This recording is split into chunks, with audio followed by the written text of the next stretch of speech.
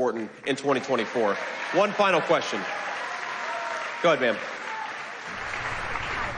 What would you say to the millions of women that have been offended by your childless women comments? And also, do you have any plans for the 11 million of undocumented Hispanic people who have been paying taxes in the U.S. for decades? Well, look, the plan with people who have come to the country illegally is you've got to be willing to deport some of them. I mean, this is not rocket science. If you've got 20 million illegal aliens in this country, not all of them are bad people. Most of them are probably very good people. But if you break the law to come into this country, you've got to be willing to send some of those people back. That's the Donald Trump approach.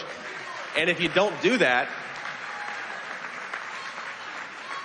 you don't have a real border, and the people who will suffer the most are the people right behind me who are going to continue to have their communities poisoned by the fentanyl that the Mexican drug cartels bring across that open border. Now, you asked about the remarks that I made you said that they were offensive to millions of women. Well, here's what I'd say. Thank you, ma'am. I love you too.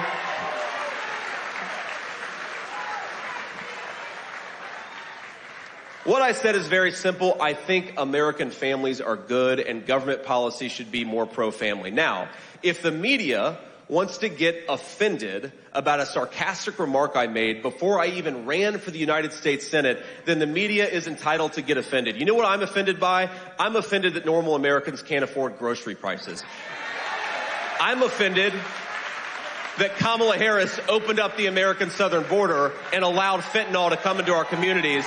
And I'm offended that she wants to be the people's president, but she won't even answer tough questions. That's what I'm offended by, and I think that's what most Americans are offended by too. And I guess on that note, I should say, thank you all for having me. It's great to be here. If I can ask you to just do one thing. We have got thank you. We have got an incredible amount of momentum. We've got an incredible amount of capacity to win this race, but it's going to require every single one of us doing everything we can. So, our national motto is "In God We Trust."